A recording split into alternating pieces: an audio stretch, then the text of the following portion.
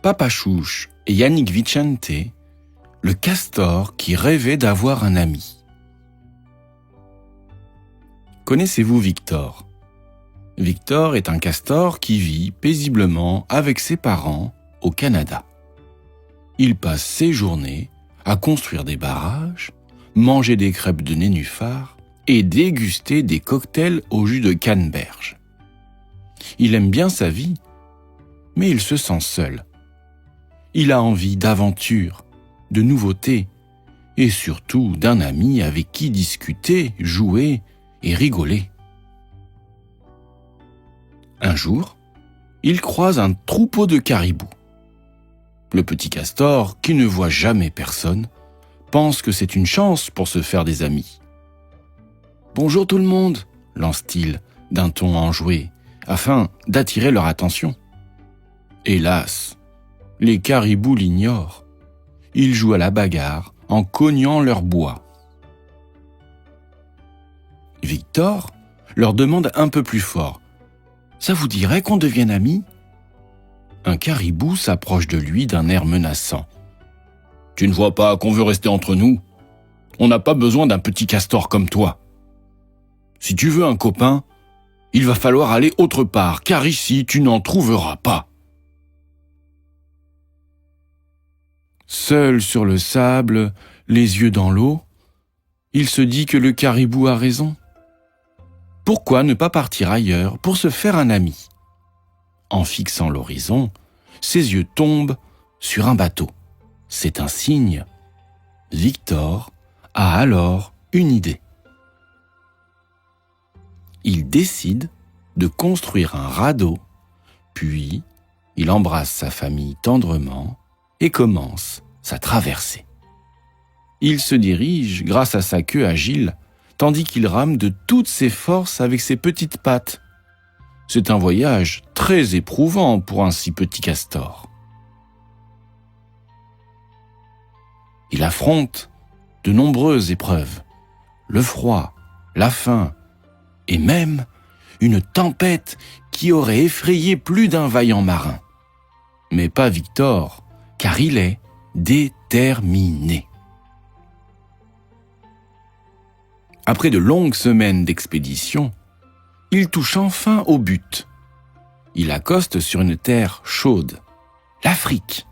« Tabarouette, que c'est beau ici !» s'exclame Victor en découvrant toutes ses couleurs. Sans perdre une seconde, il se met en quête d'un ami et tombe bientôt nez à nez, enfin plutôt nez à pattes, avec une girafe. « Dis donc, tu es super grande !» s'exclame gentiment Victor, impressionné par la taille de l'animal. « Tu voudrais bien jouer avec moi ?» La girafe soupire. « Je ne veux pas jouer avec toi, car je suis une fille, et toi un garçon. » Et elle lui tourne le dos. Victor ne comprend pas très bien pourquoi il ne pourrait pas être ami avec la girafe. Fille ou garçon, quelle importance, pourvu qu'on aime jouer ensemble. Le cœur gros, il reprend son chemin. Après une longue marche, il entend un éléphant bougonner. « Mais pourquoi personne ne veut jamais jouer avec moi ?» À ces mots, le cœur du petit castor s'emballe. « Bonjour, je m'appelle Victor et je serais ravi de jouer avec toi. »« Vraiment ? Tu en es sûr ?» répond l'éléphant. « Bien sûr, on joue à ce que tu veux. »« Génial ! J'ai toujours rêvé de jouer à saute-mouton !» s'exclame l'éléphant d'un air rusé. Victor hésite. L'éléphant est vraiment très grand et lui si petit. Mais si cela peut lui permettre d'avoir enfin un ami. L'éléphant prend son élan, le castor ferme les yeux, il saute et crac!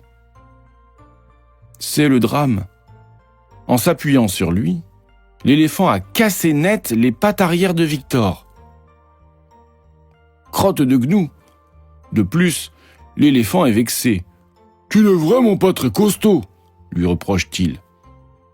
Victor, pour sa part, regrette amèrement sa décision.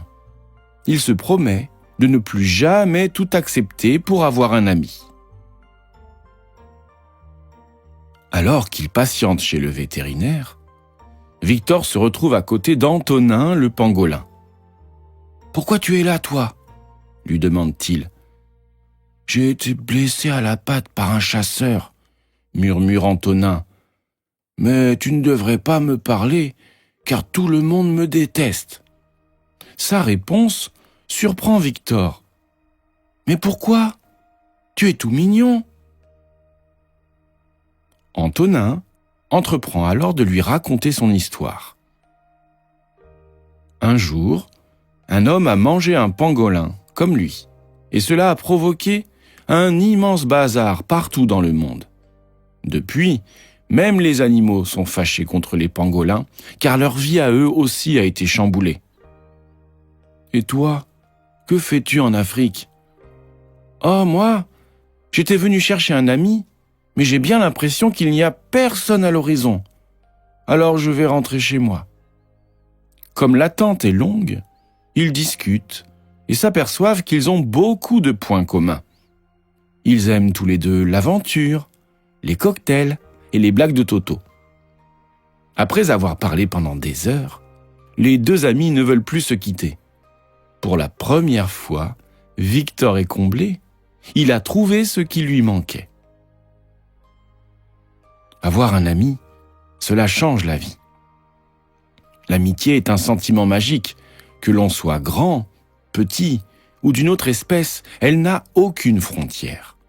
Il suffit de regarder avec son cœur. Cabane des amis. Tout le monde connaît maintenant Victor le castor et son copain Antonin le pangolin, les deux meilleurs amis du monde. Fin.